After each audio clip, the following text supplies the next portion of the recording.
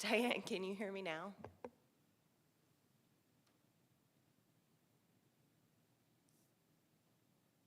I can hear you, but it's kind of low. Is that better? Yeah.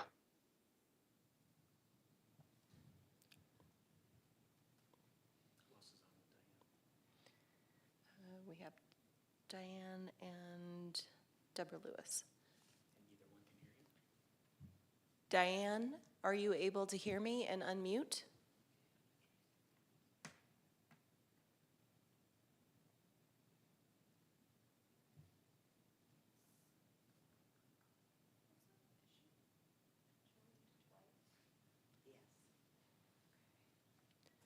Deb, are you able to hear me? Yes, I can hear you. Perfect.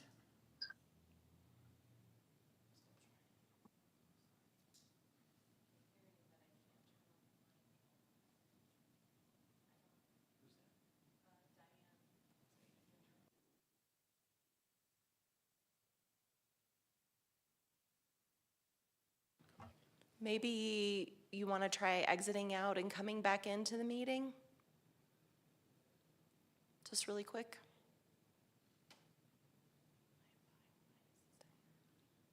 Okay.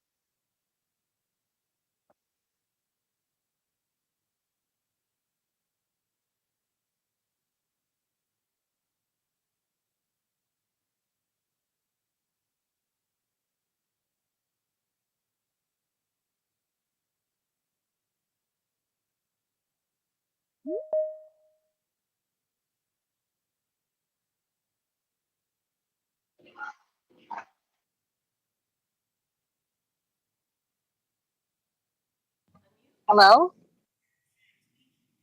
Perfect, we can hear you. Oh, great. Okay. All That right. worked. I can't get the camera to work, but at least the mic is working. Perfect, so much. Thank you so much. So we officially have a quorum, so I will hand it to you, Devin. Alrighty. Good morning, everyone. I'm going to call the Board of Adjustment meeting to order. I would like to bring up there is a notice of option to recess into an executive session.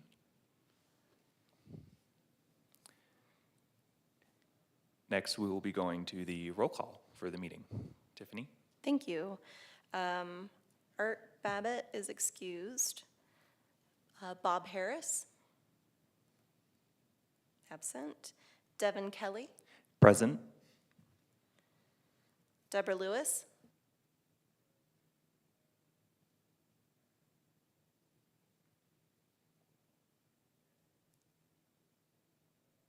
Hi, present. Perfect. Diane Lorden? Present. Thank you. James Maloney? Absent. And Jed Westover? Present. We have a quorum. Alrighty, we have a quorum. Next up, we have the public comment. We are opening up the board for any member of the public to provide a public comment, but it appears there is no public comment to be given today. So next we will go on to the election of officers. Perfect. So thank you so much. We do need to elect a chair and a vice chair. So it is really amongst the four of you to decide who will chair and vice chair. Again, staff is here to assist you. We'll work with you through this process. We generally have an attorney present. This upcoming meeting is going to be sort of unique, but you will have a staff liaison as well as legal assistants to help you as we move forward. So please don't be intimidated by the role, but whoever is interested, maybe throw their name or somebody else can nominate, however you want to do it. We do need to have a motion on both chair and vice chair.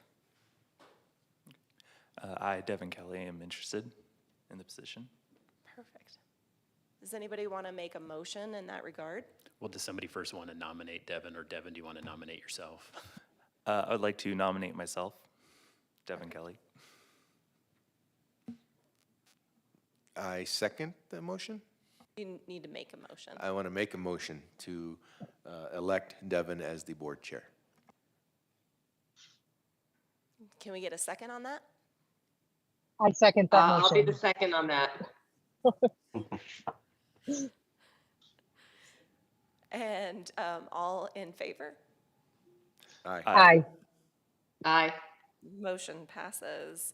Now we will need to elect a vice chair. Are there any nominations for vice chair? I nominate Jed Westover. All right. Thanks, Diane. You're welcome. Can I take that as a motion? Are there any other nominations? Do we have a motion I motion to, to nominate Jed Westover as vice chair? as vice chair. All right, do we have a second on that motion? I'll second that. Perfect. All in favor? Aye. Aye. Aye. Any opposed? All right, Jed is now our vice chair. Thank you both so much for taking the time. I'm going to hand over the mic to Kevin Fensel. He is our legal representation currently, while our regular legal representation is out on maternity leave. Hi, good morning, Board of Adjustment. So yeah, I'm going to kick off the training portion of this agenda, just because, as Tiffany mentioned, I think we have a process here for this appeal, and I wanted to give you all a little heads up on how we're going to be providing you legal counsel during this appeal that's coming up on the 21st. So as Tiffany said, I'm the Deputy City Attorney. My name is Kevin Fensel. I assist Christina Rubalcava with the Community Development Department. She is the main representation for community development, and she is also the main representation for the Board of Adjustment. I think you probably met her in the past. As Tiffany mentioned, she just recently had a child, so she's out on maternity leave. When that happens, when she's out, usually I would step in. And I would provide counsel to the Board of Adjustment. However, here, with respect to this appeal, I was involved as Tiffany was making her interpretation. I'm familiar with the process. I'm familiar with what staff was talking about and how they came to their decision on the interpretation. So we felt it wasn't really appropriate for me to be providing legal counsel to the board under those circumstances. We really wanted to make sure there wasn't even a sense of bias or conflict between our office and the board as you're making your decision on this appeal. So what we did, and we do this often when this happens, when we feel like we've been a little too involved and want to take a step back. We've retained legal counsel.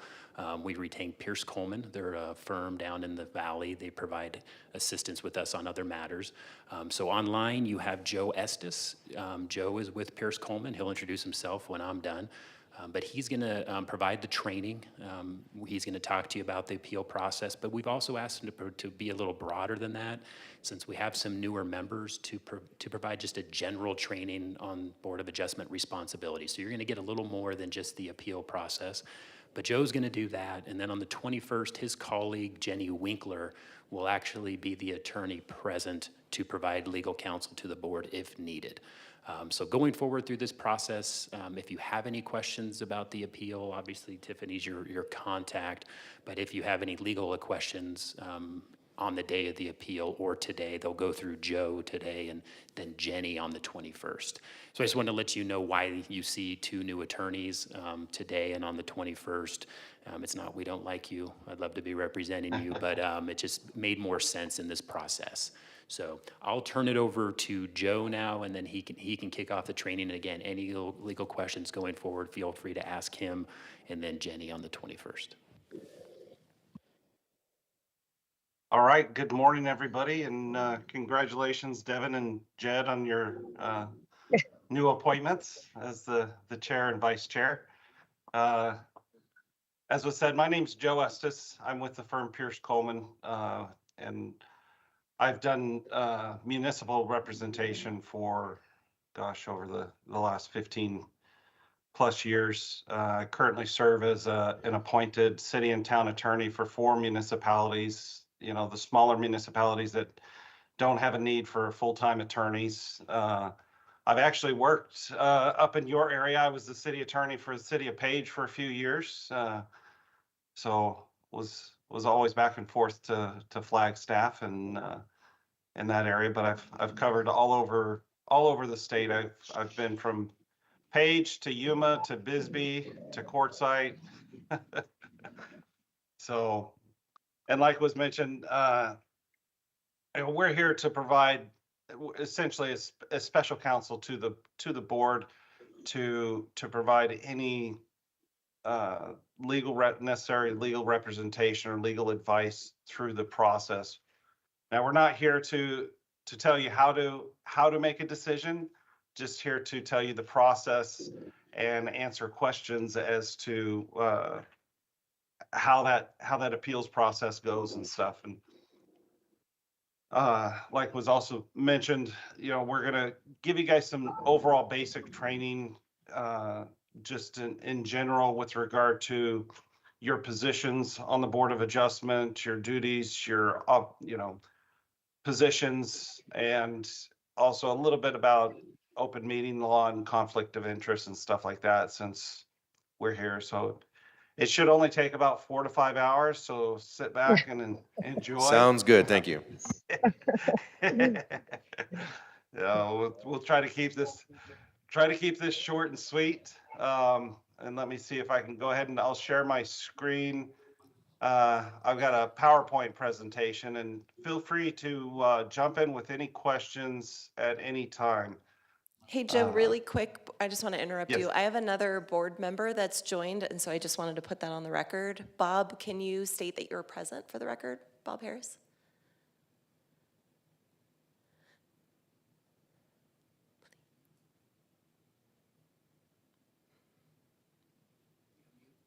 Sorry, having technical difficulties here. I am Perfect. present. Thank you so much. Back to you, Joe. All right. Without further ado, we'll jump into this and try to get this going as quick as possible and make it as painless as possible.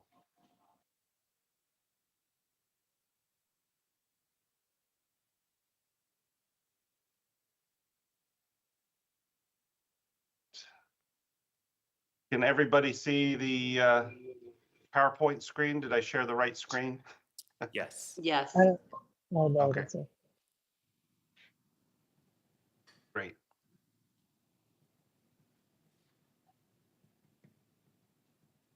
All right. So, let's see. Essentially, we're going to provide a few little, basically 4 different parts of the training. Part 1, we're going to go over an overview of the roles and responsibilities. Part 2, the hearing procedures, meeting procedures, decisions, open meeting law. Part 3, conflict of interest, and then Part 4, just share some best practices as to rules of procedure, decorum, and any questions or anything.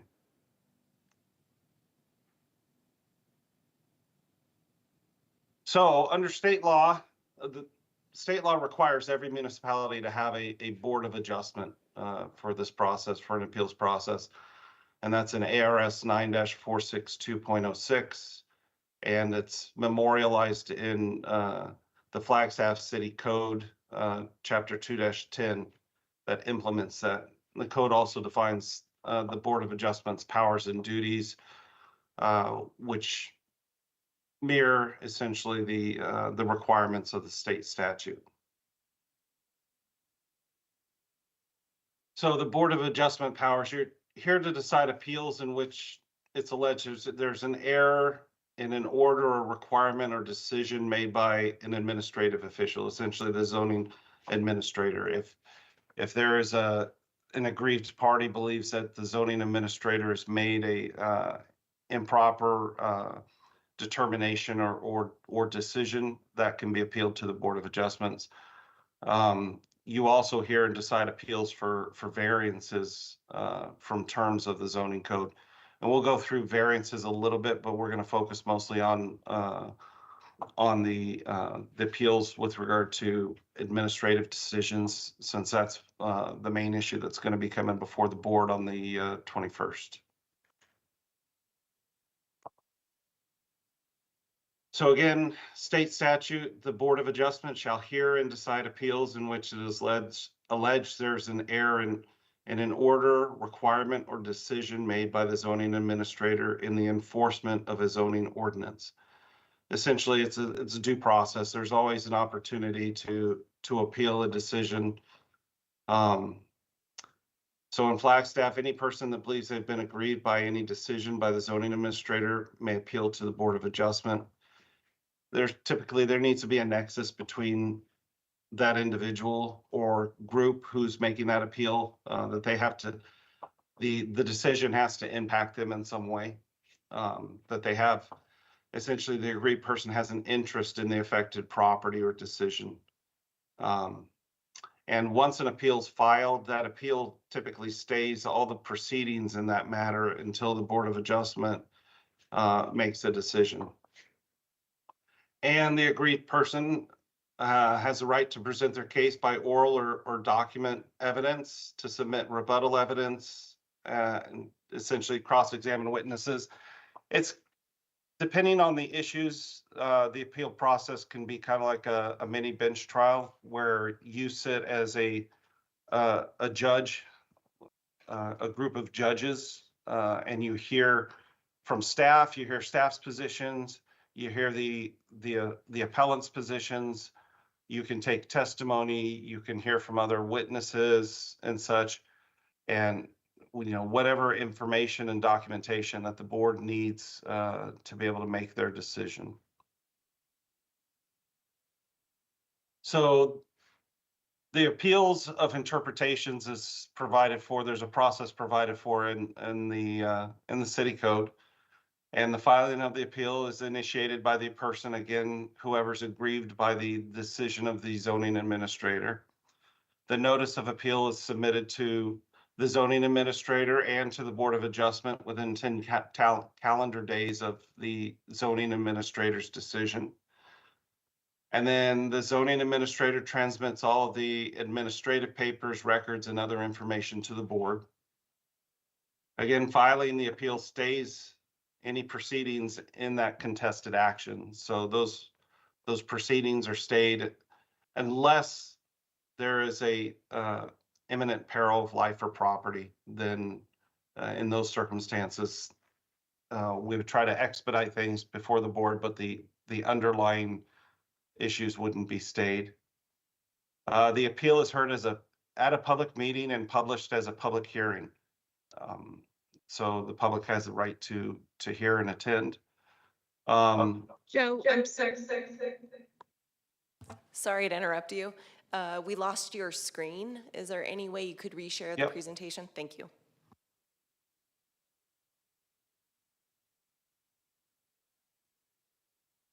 Perfect, thank Good. you. All right.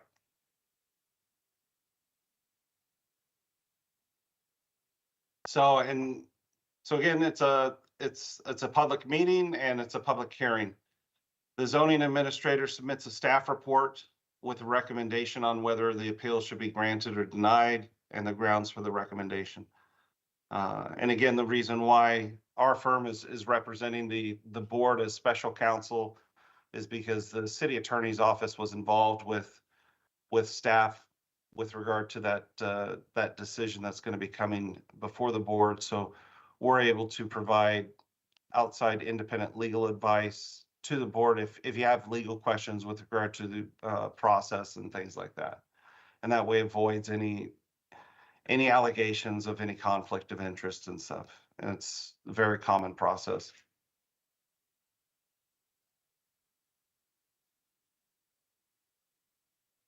So the decision, there are certain things that the board's required to do. The board shall review the application, so you have to have a hearing. Shall reverse or modify the order, decision, determination, or interpretation under appeal only upon finding an error in the application of these regulations on the part of the administrative officer. So in hearing an appeal, you only reverse or modify the order if you find that there was an error in the application of the regulations, if there was an error in the interpretation of how the zoning administrator issued the decision. Shall grant the appeal and grant the appeal subject to specified conditions or deny the appeal. So you have three options when an appeal comes before you. It's either the appeal's granted, it's granted subject to specific conditions that the board can impose, or it's denied.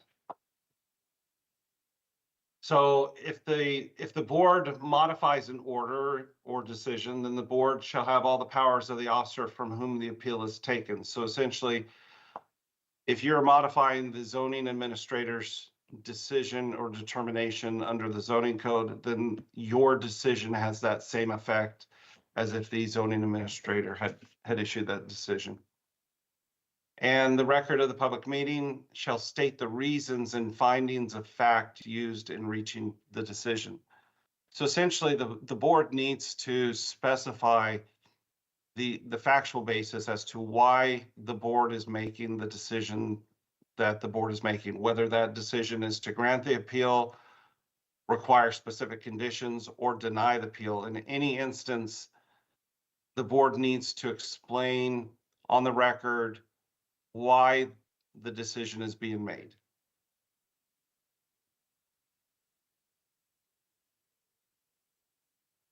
And again, under the city code, findings are required. When making a decision, the board makes findings of fact.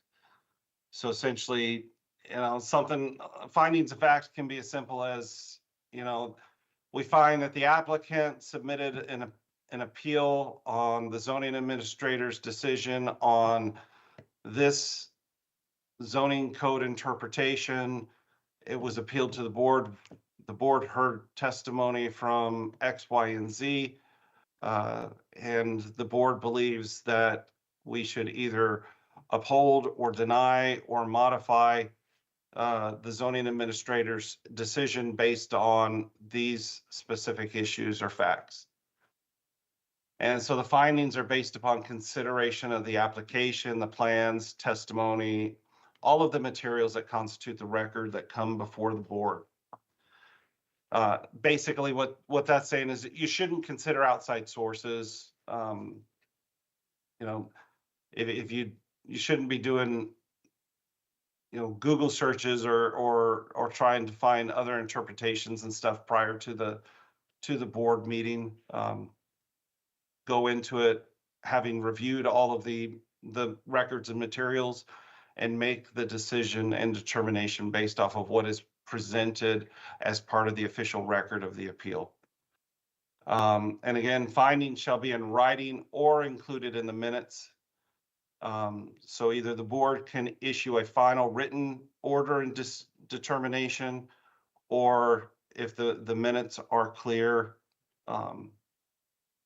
it can be the finding requirement can be satisfied by the minutes. It's up to the board. I would suggest in a circumstance like this that although it takes a little additional time, that the board prepare a written order outlining the basis for whatever the board's decision might be. So a quick question on that then. Is that something Yes. that we have to sit here and type up and do that here? Or is that something that's provided like within 2 days, or how does that work? Staff will prepare a draft for you that then can be modified, and staff will, based on the decision made, modify that order. And basically, we will post it on the website as a notice of decision. Okay, thank you.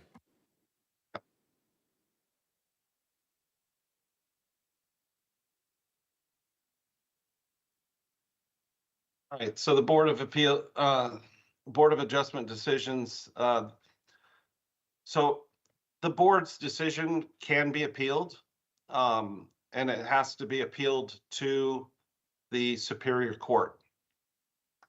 And essentially, if the applicant or, submits their appeal, the appeal's denied, they can appeal that to the Superior Court. It has to be done, it has to be filed within 30 days, and that gets filed as a special action. There's certain things that are considered special actions, and those have different rules of procedure. There's special action rules of procedure, and then there's the general civil rules of procedure. Special actions typically move a little quicker through the court system, and it's a more truncated process. But it should be noted that an appeal to the Superior Court doesn't automatically stay the proceedings on the decision. So if the board denies or grants the decision, that determination still remains unless the Superior Court issues a stay upon request. So essentially, the appellant would have to file an appeal with the Superior Court and then file a motion with the Superior Court to stay the underlying decision of the board and have the court grant that order. Otherwise, whatever the board's decision is, it moves forward during the any appeal process to the Superior Court. So real quick, we'll jump in and talk about variances. But before we do that, does anybody have any questions with regard to the appeals process when it comes to an appeal of a zoning administrator's determination or decision with regard to an interpretation of the zoning code?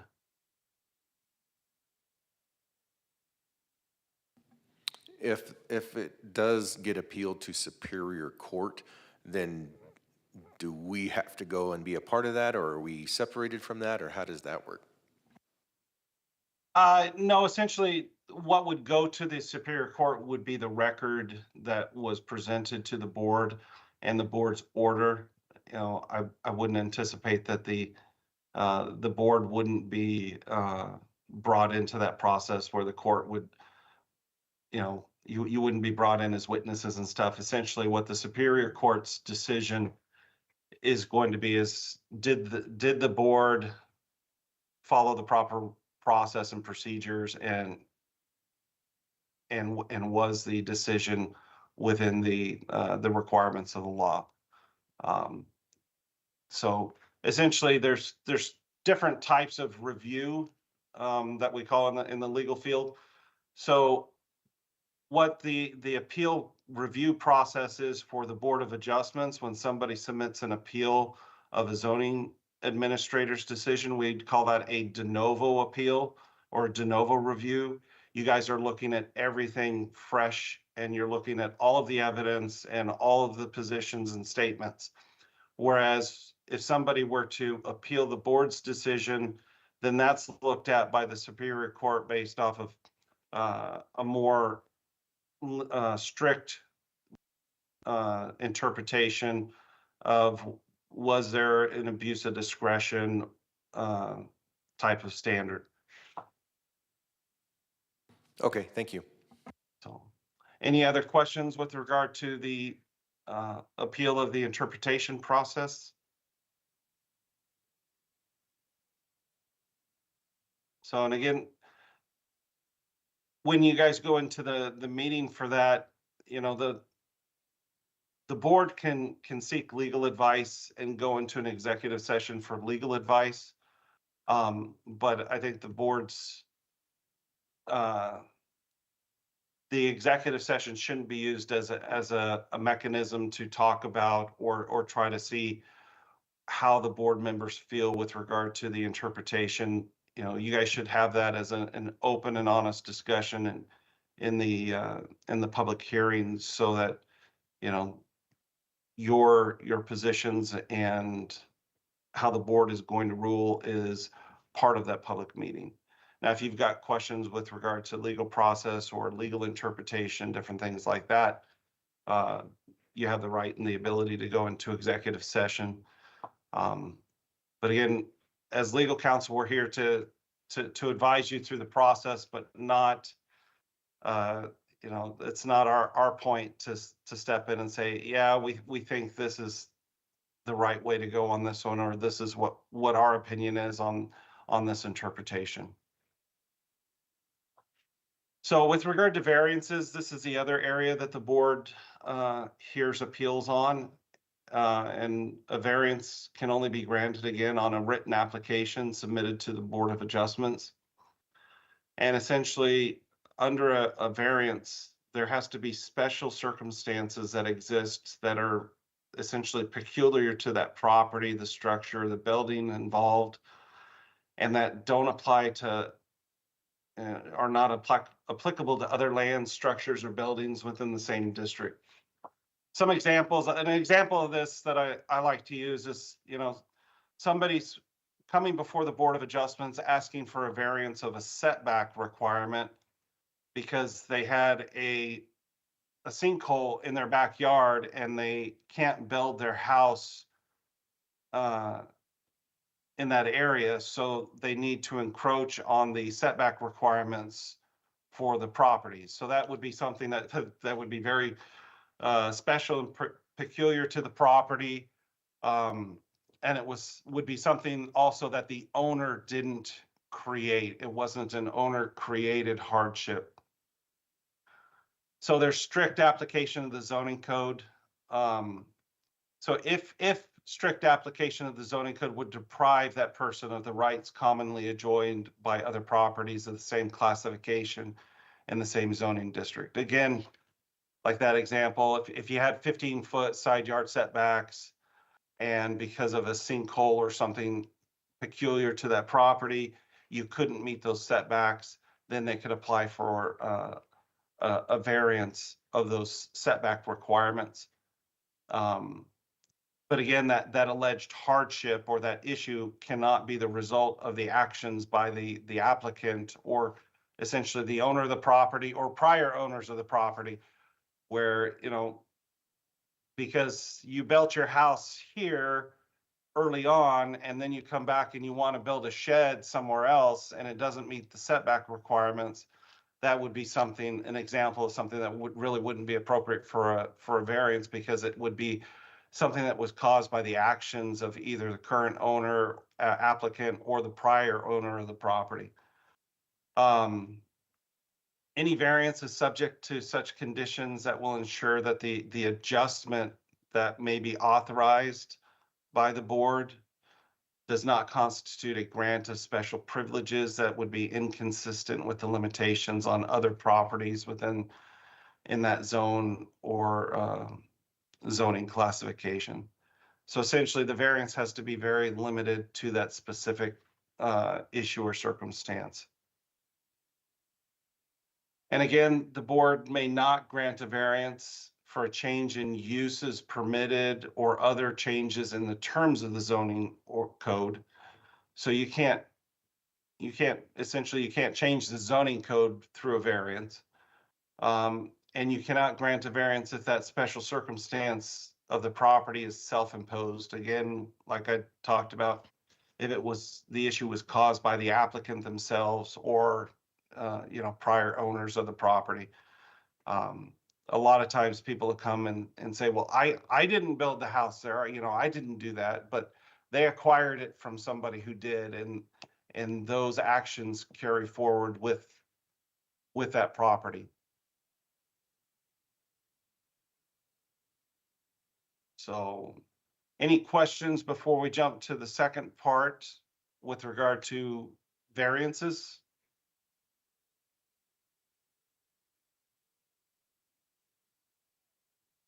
All right, hearing none. So we'll jump into the hearing procedures. So essentially, the board serves as a quasi judicial capacity. Essentially, the board's going to be an appellate court type body where you're going to hear an appeal and make a decision.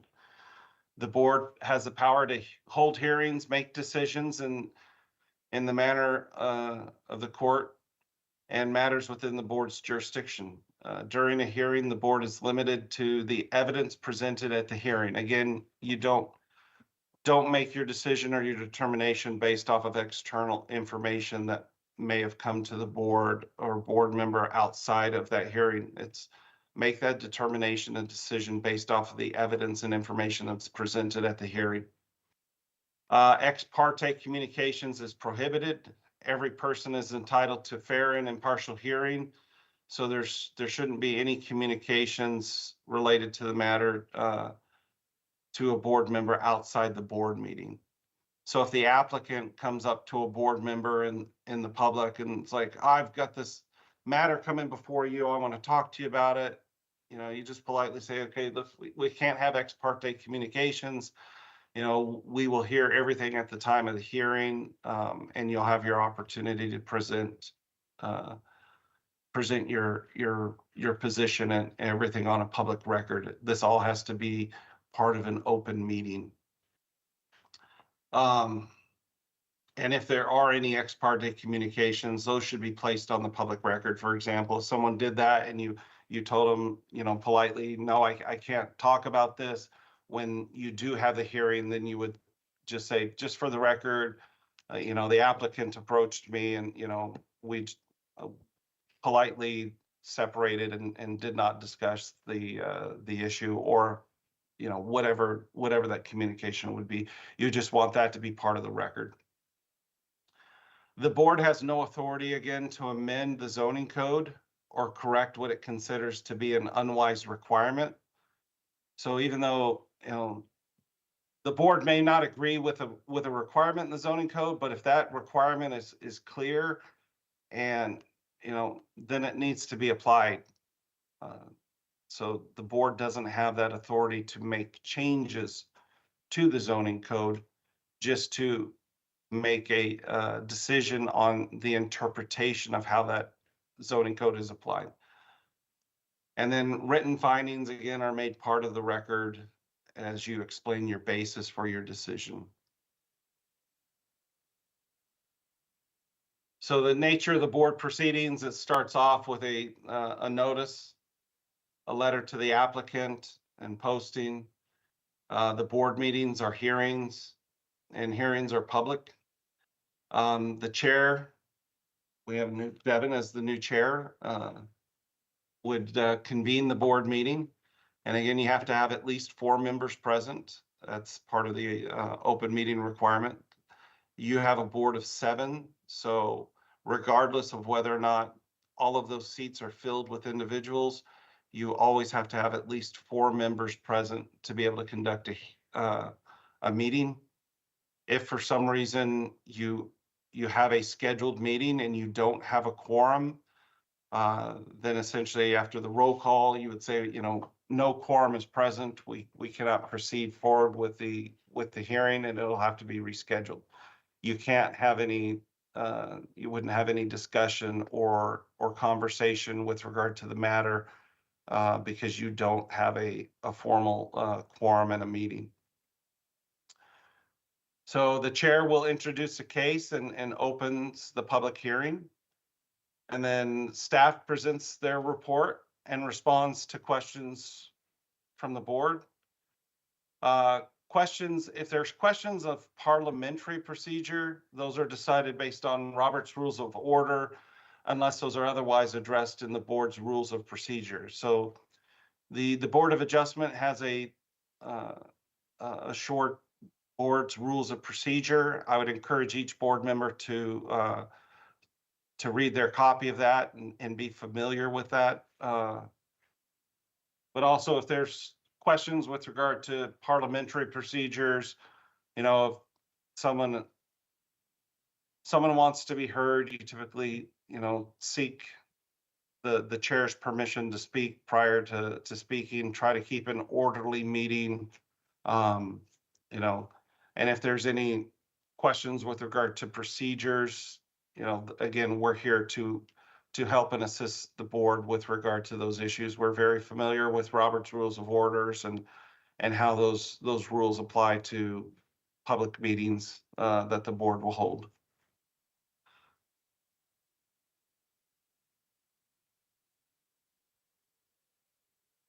So again, there's the staff presentation, and then the applicant presents their case, and they can have witnesses and testimony and respond to questions from the board. The chair is authorized to administer oaths and take evidence under ARS 9-46206B.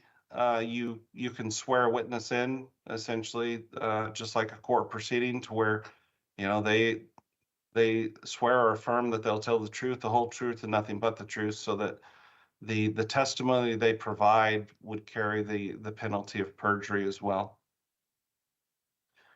Other parties in the public are allowed to comment, and you can take testimony from them. Then the applicant can provide any rebuttal comments from public comment or staff comments, and then staff can provide any clarification or information regarding matters that arise during that public hearing.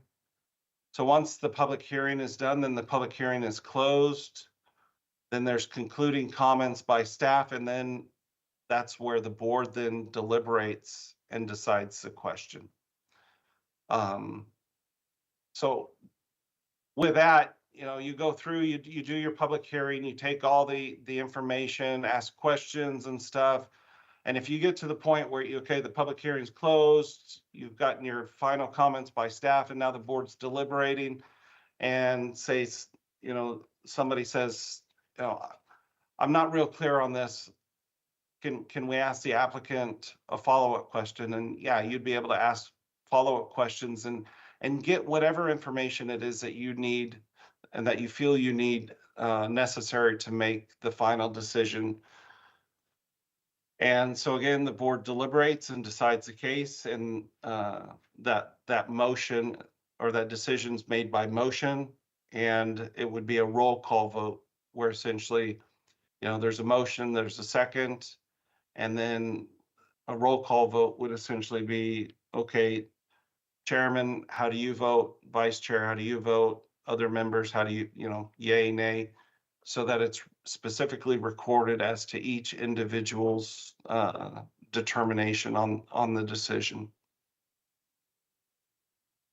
Again, those decisions must be in writing and detailed and include appropriate findings, and those are filed with the city clerk's office. And as was mentioned by staff, they will prepare proposed or draft findings. Those can be amended however the board wants. You know, those are just kind of there as a guideline or a resource, so that you're not drafting something completely new or fresh, but understand that you're not obligated to follow or incorporate anything that is within those proposed findings that will be provided. And the record should be clear, you know, and if there's exhibits, they need to be clearly labeled and made part of the record. And if there's questions with regard to that process and those procedures during the hearing, that's what we're here to help address, and any questions or issues that may come up during that process. So again, the open meeting law applies to all Board of Adjustment meetings, just like today, whether it's a, you know, a simple meeting where you're not doing any appeals or anything, where you're, you know, establishing the roles of the officers and having training. So the open meeting law applies. The public's business has to be done in public. Private meetings are only limited in limited circumstances and when properly noticed with the agenda and posted in advance. Essentially, that's the executive session option. You have the ability to go into an executive session, which is a confidential meeting, between the board and legal counsel. And essentially, there's a number of different reasons to be able to go into executive session. Everything that's listed there really applies to like city councils and stuff, where you can talk about personnel, litigation, purchase of property, negotiations of contracts, stuff like that. Essentially, what the board would be going into an executive session for legal advice. Again, the executive session, just like the regular meeting, still requires the quorum to be present. But just like the regular meeting, that can be by video or telephone conference attendance in the executive session as well. Public meetings have to be noticed with agendas posted in advance, and there's a 24-hour requirement for that. And essentially that 24-hour requirement. So for example, if you're holding a meeting on Monday, that 24 hours doesn't apply to Sundays. And it would only apply to Saturdays if the area where you publish your notices is open to the public on a Saturday. So essentially, I have a municipality that does their council meetings the second and fourth Mondays of the month. And if they have something that needs to be amended on their agenda for publication purposes, that has to be done before 6 o'clock on Saturday to make sure that there's proper 24-hour notice before the meeting on the 6 o'clock meeting on Monday.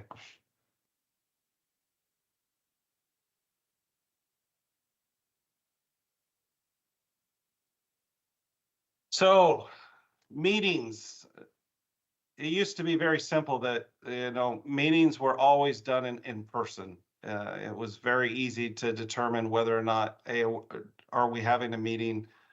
That has changed substantially and a lot in large part because of COVID during those time periods. Most public meetings were not held in person. They were held by video conference and other means. But a meeting occurs anytime a quorum, a majority of the members are present. And this is important as well, that they're discussing, proposing, or taking legal action with regard to the subject matter that they oversee. And again, a quorum is the majority of the number of seats, and that quorum requirement doesn't get reduced because there's a vacancy. So say, for example, if the Board of Adjustments has 7 positions, but you only have 5 filled, you still have a quorum requirement of 4, not a quorum requirement of the majority of 5.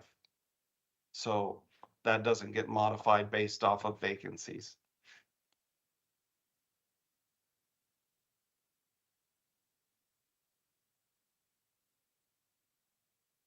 So just some best practices and guidance and examples when it comes to open meeting laws. You could have what's called serial communications, where board member A talks to board member B, who then goes and talks to board member C, who then talks to board member D. And now you've got 4 individuals that have all talked about the same issue and topic, and that can create a serial communication, which could create a potential open meeting law violation. So be very cognizant about who you talk to. Be mindful about who you friend online, who's part of your social media groups. It's heavily suggested that you don't post about your board matters on social media, and especially if you're friends with other members of the board on your social media, and especially don't post during the meeting. Recommend that you don't comment on other posts related to your public business, the legal actions that you take. If there are Facebook posts out there talking about this issue or criticizing it and stuff, as a board member, you should be making your positions and your statements at a public meeting. You should be avoiding making those comments online so as to not violate the open meeting law. And violations of the open meeting law can be assessed personally against the individual, not against the board as a whole. So don't create a group chat that includes a body of a quorum of the board. Another example of open meeting law violations is, the staff or the clerk sends out an email to all the board members, and a board member hits reply all and essentially responds, well, I don't think this is, you get an email and somebody replies and gives an opinion on that issue. That's in a violation of the open meeting law. Now, if somebody were to, the clerk sending out an email, is everybody available for this meeting date to do a meeting on that? And somebody accidentally replies all and says, yeah, I'm available. That's not necessarily a violation of the open meeting law, but we always suggest that you don't ever reply all, just reply to the individual who's sending you the email and asking you a question if they're asking for your availability and stuff like that. Any questions with regard to open meeting laws and the process?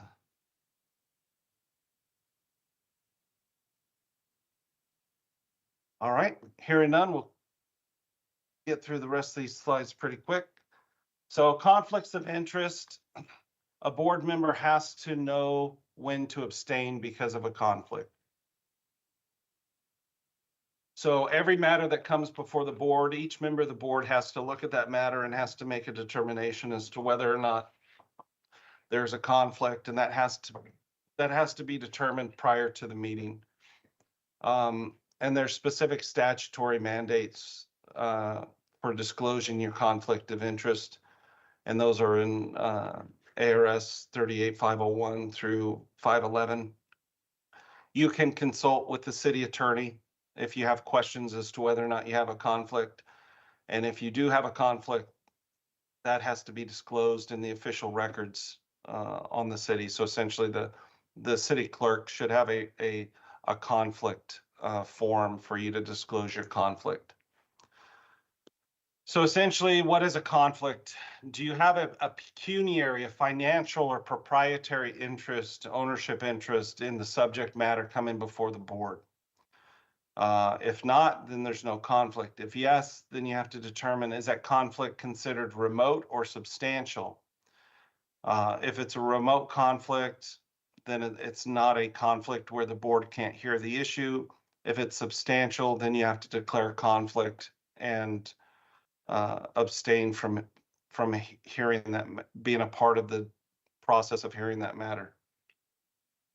So conflicts, you have to look and you have to essentially, you need to know if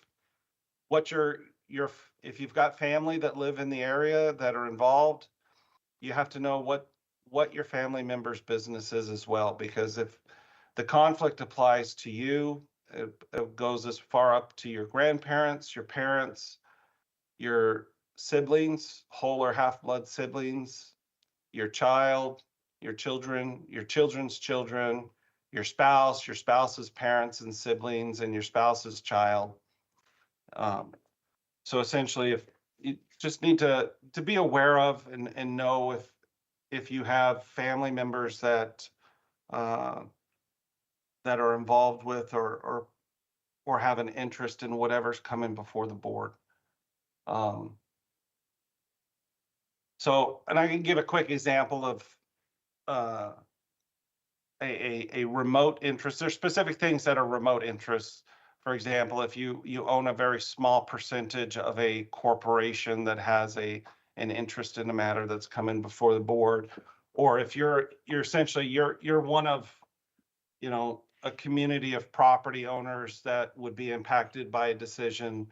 For example, a recent example of that comes to mind is, a city council's hearing a matter, a request before the council to amend a general plan that would have an impact on a large part of the community, and one of the council members owns property or, you know, within that area that would be impacted, as long as that was just a small substantial part of that group, then that would be considered a remote interest, because especially in smaller communities, you're always going to have issues and circumstances where you have an interest, or, you know, an underlying concern with what's coming before the board. So again, if you determine that you or a related family member has a substantial interest, you disclose that in the official records of the city, you recuse yourself and refrain from participating in any manner in the decision or contract, including any discussion of the matter. So essentially, if you're at a board meeting and a matter comes up and you're going to declare a conflict, you should have submitted a conflict in the official records of the city beforehand. You would also then say, Chair, I'd like to disclose that I have a conflict because my sister owns property that's adjacent to this property, or, you know, whatever the conflict is. And then that board member would step off of the dais and either leave the room or go to the back of the room, and would not participate in any further proceedings with regard to that item.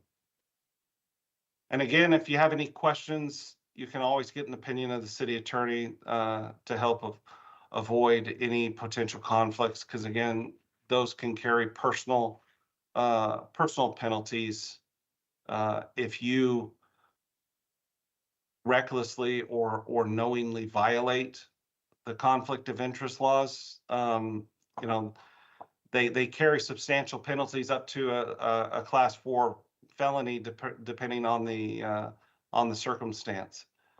So don't ignore it. Don't think it'll go unnoticed. Just declare a conflict, and you won't have issues. Another example of a remote interest that comes up quite often is, say, for example, the board is hearing an appeal for a variance for for example, a church or a religious institution, and that a board member is a member of that church or religious institution. That's not a pecuniary interest, so it's a remote interest. It's not something that the board member would have to recuse yourself from.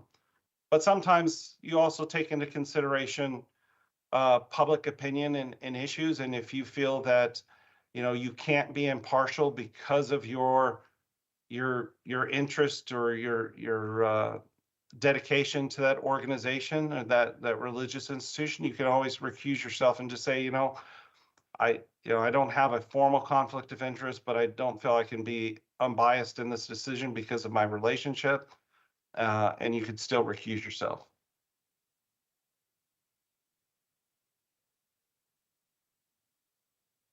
Any questions with regard to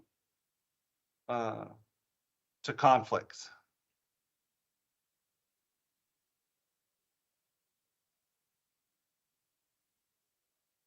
All right, hearing none, we'll just get through these final best practices. Is, you know, always take your position very seriously, especially as a Board of Appeals. You guys have actual decision-making powers and authority. A lot of other boards and commissions in the city are just recommendations to the council. You know, Parks and Rec Committee here, we recommend to the council that, you know, that the council implement X, Y, and Z.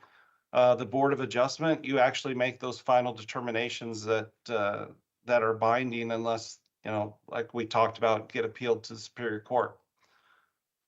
Create a good public impression of you and your city. You know, again, speak to the chair to be recognized, dress appropriately. Don't mingle with the audience before the meeting, so as not to come across as you're having communications ex parte. Avoid privately discussing the case. I would suggest not avoid discussing it with other members of the board. You know, just so you avoid any potential issues with conflict of and open meeting laws. Do your homework, read the packet, read the information that comes before you. Don't signal how you're going to vote before all of the information and evidence comes before you. Again, disqualify yourself from your own conflicts. Rotate seating if you know it's appropriate. If you don't want to always sit in the same seats, it's not a big issue though. But seriously consider staff recommendations. Staff they deal with these issues and circumstances on a regular basis, and their recommendations should be given that weight and be considered. Be polite and impartial. Be attentive. Don't interrupt a presentation. You know, if you got a question, you know, write out your question, but try not to interrupt speakers and stuff as they're going through their presentation. One speaker at a time so that the record's clear as to who's talking and what's being said. Again, anyone who's presenting or speaking at a hearing should be presenting to the board. They shouldn't be turning around and talking to the audience, you know. So if they're doing that, then the chair could say, you know, sir or ma'am, you know, would you please address your comments to the board? You know, don't be informal by using you know, first names with the witnesses and the applicants and stuff. Don't indulge in personalities if somebody's trying to bait you or taunt you into getting upset or saying something. Be on time. Don't be critical of planners and staff doing their job. Don't use your questions or comments to make somebody look like a fool. You know, this isn't a gotcha type circumstance. If you know, if you got comments and questions, you know, it's presenting those in a way that you know is recognizing everybody has an equal opportunity to present information before the board.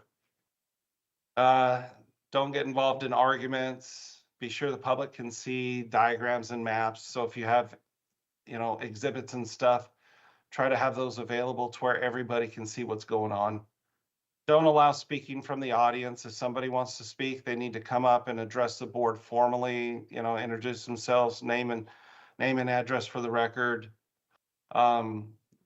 Speakers stay at the podium.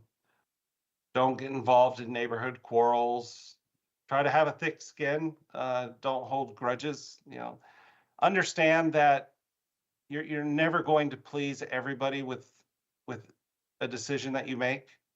There's always going to be somebody who's not happy with it. You know, you're not there to try to make everybody happy. You're there to try to make the best decision possible based off the evidence and information provided to you in accordance with how the zoning code is written.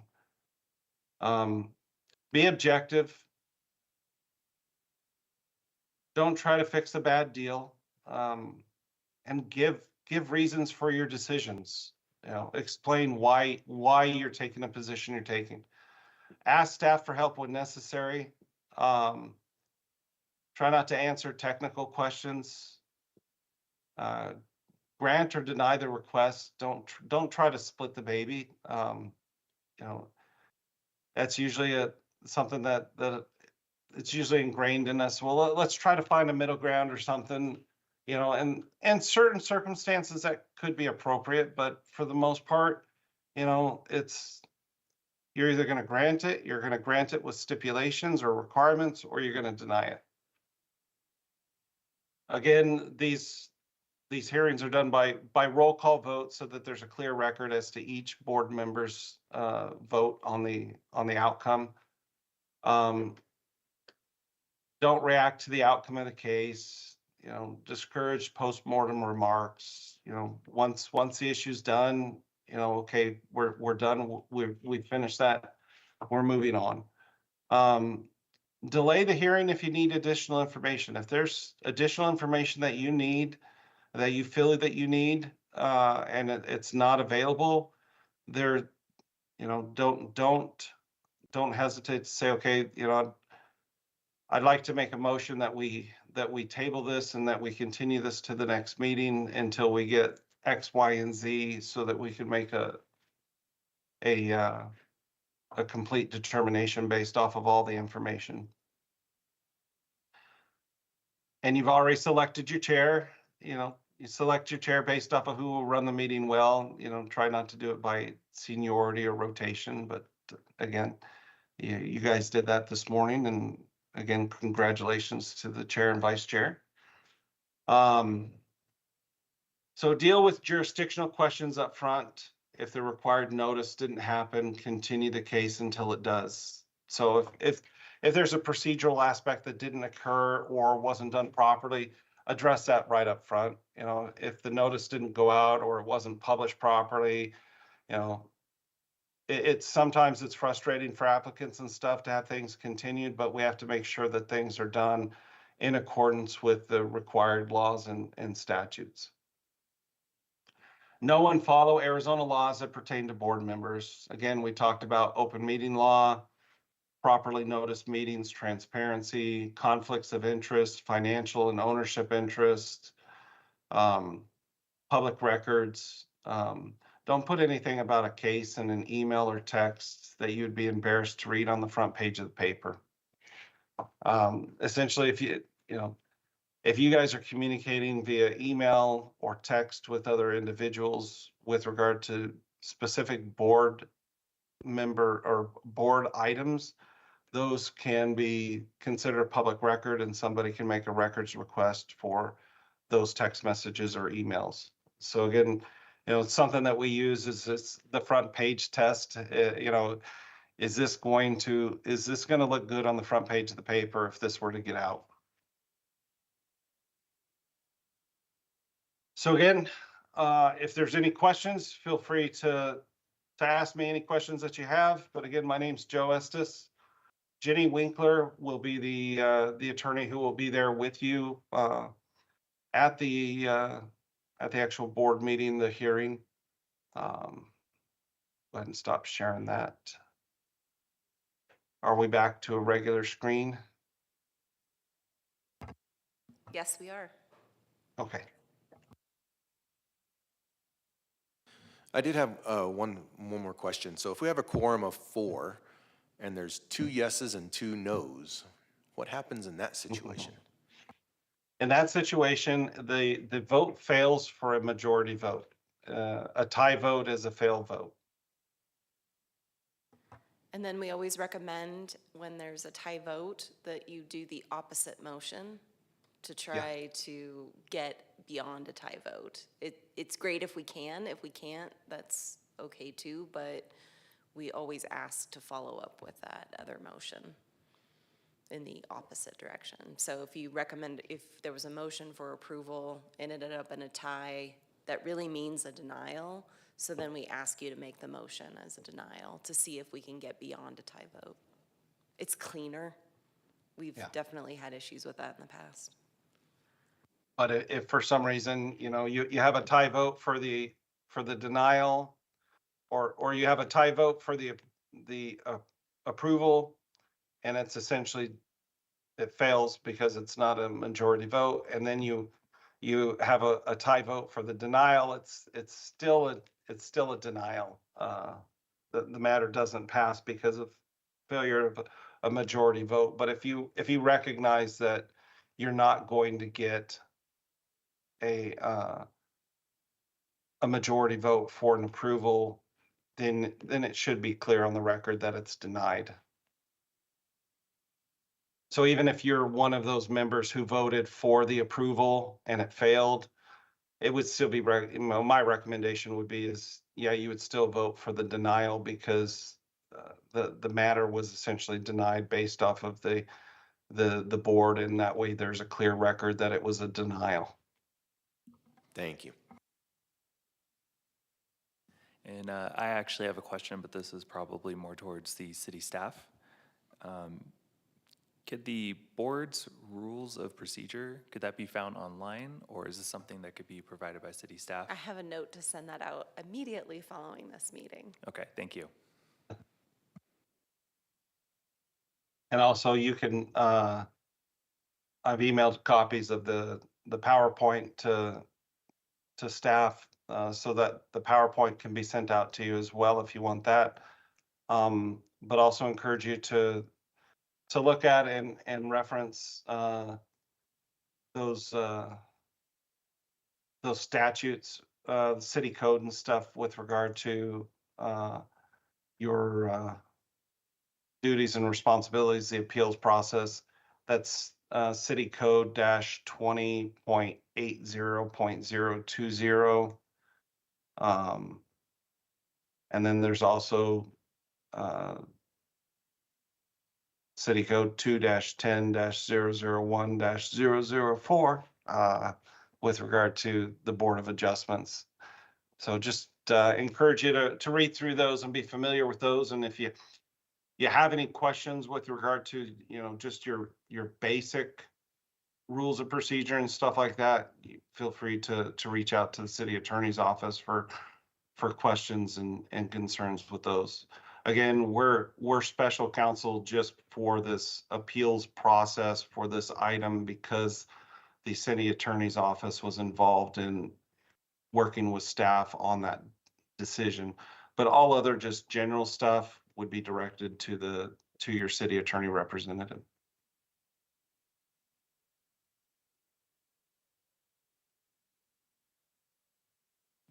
And I'll go ahead and send links in the PowerPoint as well. I'll send you links to code.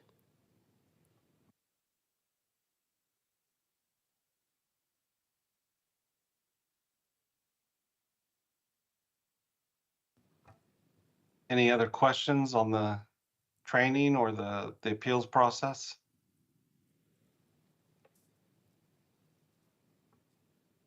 All right. Super simple. You guys get yourself into, very, very fun part of the process. Again, the Board of Adjustments is a very unique opportunity because you are making, those decisions as opposed to just recommendations to the council. So I encourage you to, again, look through everything and get up to date and know the facts of what's coming before you and listen to everybody's positions and make the best decision you feel is appropriate. Actually, I do have one more question that came up just now. I apologize, but if we're up here taking notes during a meeting, are those public record? Do those have to be turned in? Or are those our notes? How does, if we're taking notes on what people are saying? Those would be considered public record. Up to staff how you guys want to handle that. If the board members, you keep your own notes and stuff, or if after a meeting you turn over the notes to the staff members, so it's, that way you don't have to maintain them. Just because public records are subject to retention time periods and requirements. So you don't want to have a public record and then you threw it away because you didn't think it was necessary, but it was required to be kept for a year or 2 years or whatever the requirement is to maintain that specific type of record. The public records retention laws can get extremely complicated because a lot of times they're based off of the subject matter, and there's certain things like ordinances that have to be maintained forever. There's certain emails that don't have to be maintained because, hey, I'm not going to be in the office next week, just an FYI, that doesn't have to be maintained for a certain period of time. But then if I'm sending an email that's talking about a contract and that contract has a 5-year term on it, then I got to keep that email for 5 years. So you've got to, it's almost specific as to each document and stuff. So it makes it a lot easier and cleaner to just let staff handle those things. Thank you. Well, one other thing, since you asked about that with regard to notes and stuff, if you go into executive session, no notes, no written documents, don't take notes in executive session. There'll be somebody there to take the minutes of the executive session. And then if for some reason you know, there's a legal question with regard to a document or exhibit that can be looked at in executive session, but then it's handed back. And so nothing, no notes or anything external is kept during an executive session. So if we have handouts with information that get handed out, you know, even if you write notes on that, that gets handed back in, and that's part of the executive session process. And again, with anything in executive session that stays in executive session, that can't be later on, you can't talk about it to somebody else. So yeah, we had an executive session and we were talking about this or this. It needs to be kept confidential.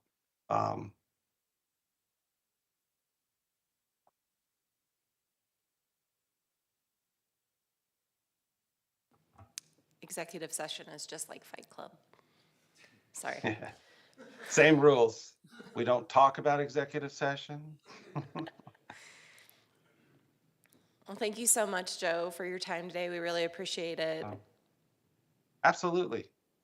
Glad to be of assistance, and you know, if anything comes up, again, feel free to reach out to either me or Jenny. You'll have our contact information at the end of the PowerPoint presentation, specific as to this upcoming hearing.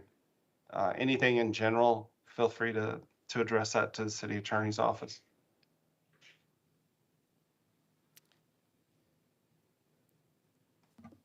Alrighty, thank you very much. Next up on the agenda, we have informational items to and from board members and staff and future agenda item requests. So we have a Board of Adjustment meeting scheduled for August 21st. That meeting will also start at 8:15 a.m. I wish I could predict time frame for you, but I really just can't. I don't know what it's going to look like. I don't know how many folks may or may not attend. It could be short, it could be long. So, you know, if you can prepare in that regard, all the better.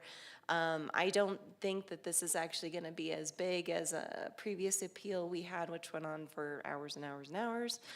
I'm hoping that that's absolutely not going to be the case here. I plan to give you short and sweet presentation. So look forward to getting the packet out, you know, definitely the Friday before that public hearing. I will do my best if I can get it out earlier because there will be a lot of information, I'm sure, in that packet. I will not get all of the final information from outside parties until this Friday, so there will probably need to be some adjustment on my end. But so there you go with the timeframes.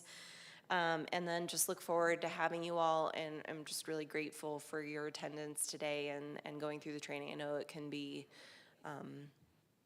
a lot of information and maybe not the most interesting. I love it. I think it's fascinating. So again, just if you have any questions or concerns at all, or if you're not going to be able to make it on the 21st, just let me know as soon as possible, and that would be great. Other than that, that's all the information I have for you today. Alrighty, thank you, Tiffany. And prior to going to adjourning the meeting, is it typical to ask for any final comments from anyone on the board? You can do that. It's a to from, as part of the to from, if there's anything from that the board members have that they need staff to accomplish. Okay. Any comments from any board members? No. Alrighty. This is Bob. I just had a question. You go ahead. Tiffany, did we have any context or background on what the subject of this meeting on the 21st is going to be regarding? Sure, I can resend that. I did send it out to the board actually when we first received it, because that's actually a requirement. So I can go refresh that email. I basically sent the appeal letter from the applicant's attorney out initially because it does say in the code to do that. So I will go ahead and refresh you on that, and then that'll give you the context.